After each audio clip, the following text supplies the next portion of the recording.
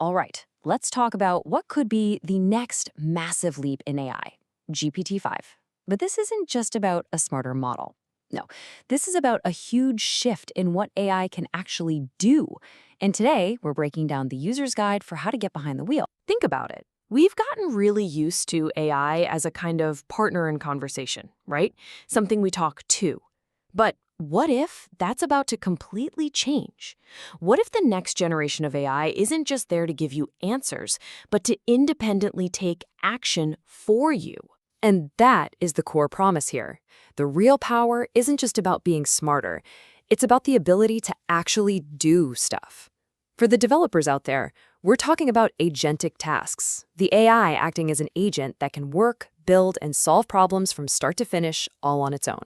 But here's the catch. An AI that can act on its own needs a whole new way of interacting with it.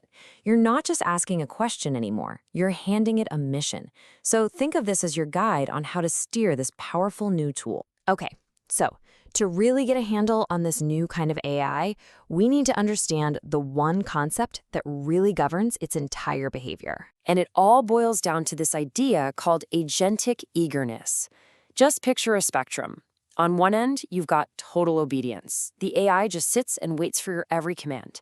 But on the other end, it's super proactive, taking the initiative to get a job done. Mastering GPT-5 is all about learning how to manage this balance. So, if we need to control this eagerness, how do we actually do it? Well, imagine you have a virtual dial. You can crank it way up for more autonomy, or you can dial it way down for more precise control. And it all depends on what you're trying to achieve. So how do you physically turn this dial? It's all in how you phrase your goal. If you just need a quick answer, you can tell it to act fast, don't get bogged down. Technically, that's a lower reasoning effort. But if you need a persistent problem solver, you tell it to be thorough, to not stop until the job is done.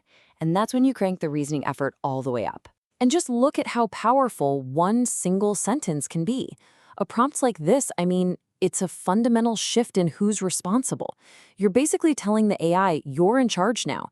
Don't stop to ask me for permission. Just figure it out and keep going. That one instruction turns it from a simple tool into an autonomous agent for that job. So where do we really see this agentic power pop? Well, the ultimate test is one of the most demanding tasks you can think of. Building entire software applications from the ground up. This is supposed to be a core killer feature of GPT-5. And we're not just talking about fixing a bug here or writing a single little function. The claim is that it can build entire applications, handling the front end, the back end, the user interface, the server logic, the whole shebang. And what's kind of funny is that while it can use almost any technology, the model seems to have its own favorite tools. When you ask it to build a new web app, telling it to use this specific stack has been shown to give the best results right out of the box. It's like it has its own built-in taste for modern, clean development. Okay, so enough theory. Let's get practical. The team over at Cursor, which is an AI-powered code editor, has been tuning this thing in a real-world environment, and what they found is absolutely fascinating. This is such a great example of getting it just right. The Cursor team found that telling the AI to be thorough actually made it worse. And you gotta ask why. Well, because this model's already naturally reflective and introspective. That instruction made it second-guess itself, made it go look for things it already knew. Just by removing that one phrase, they got smarter, more efficient results. It's incredible. And this was Cursor's big aha moment. They totally flipped the script.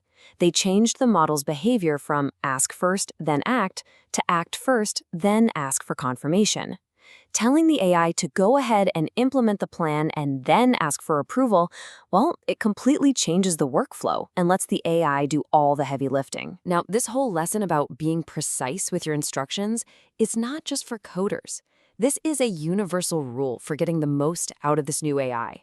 And honestly, the stakes are higher than ever before. So this leads to a really interesting paradox. The AI's greatest strength is that it follows your instructions with almost surgical precision.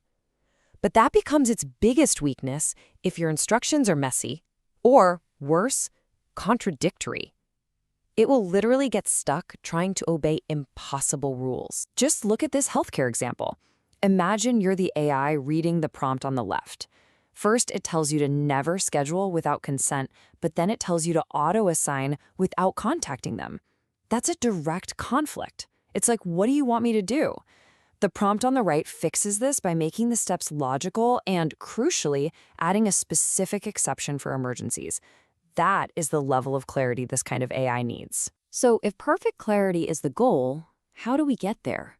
I mean, how can we be sure our own prompts don't have these hidden little traps in them? Well, the most powerful solution is kind of meta. You turn the AI on itself. And that brings us to our final and maybe the most powerful concept of all, meta prompting. This is where you feed your own prompt back to the AI and ask it to help you make it better. You're literally asking the AI to teach you how to talk to it. It creates this amazing feedback loop. And the process is actually really simple. You basically just say, okay, here's my current prompt, here's what I want you to do, and here's the wrong thing you're actually doing right now. So tell me, what exact words do I need to add or remove to fix it? It's like having a co-pilot for writing your own instructions. So when you think about it, mastering these new AI agents isn't about being a perfect commander. It's about becoming a better collaborator. And that leads to the big question, right? If the AI itself can help us get better at talking to it, what's the real limit to what we can build together? What does the ceiling for a partnership like that even look like?